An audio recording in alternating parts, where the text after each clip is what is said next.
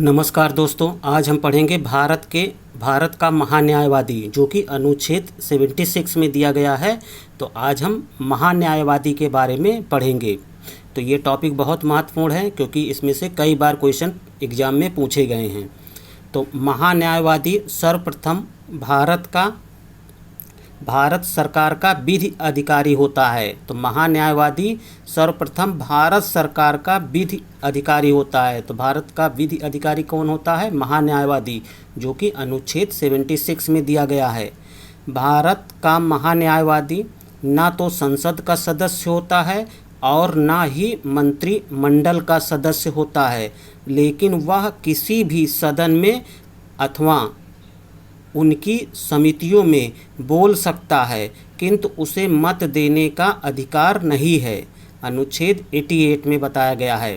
कहने का मतलब भारत का महान्यायवादी ना तो संसद का सदस्य होता है और ना ही मंत्रिमंडल का सदस्य होता है, लेकिन वह किसी भी सदन में अथवा उनकी समितियों में बोल सकता है, किंतु उसे मत देने का अधिकार नहीं है। अनुच्छेद 88 में महान्यायवादी की नियुक्ति राष्ट्रपति करता है तथा वह उसके प्रसाद पर्यंत पद पर धारण करता है।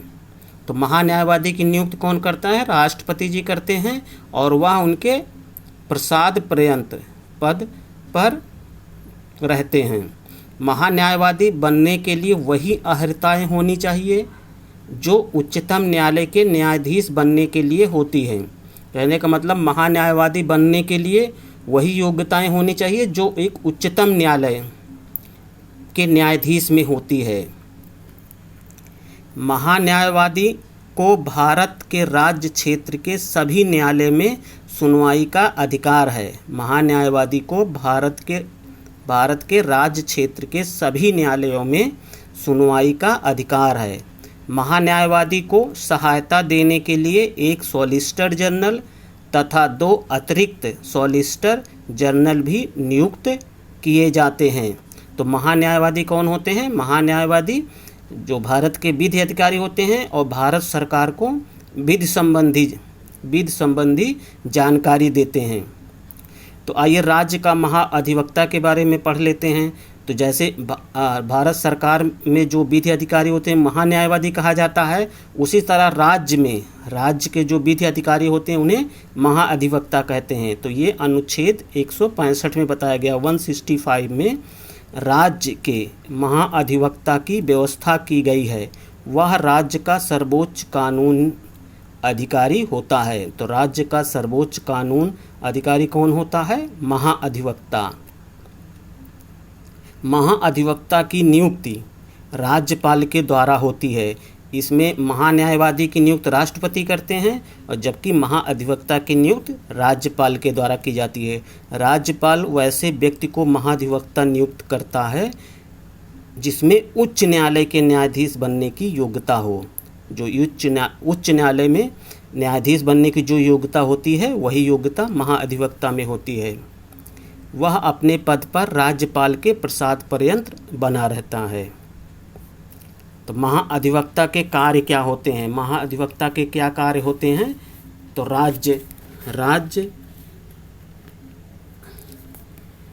राज्य सरकार को विधि संबंधी ऐसे विषयों पर सलाह दे जो राष्ट्रपति द्वारा सौंपे गए हों। तो महाअधिवक्ता के कार्य क्या होते हैं? महाअधिवक्ता के बहुत महत्वपूर्ण कार्य होते हैं जो राज्य सरकार के संबंध में होते हैं।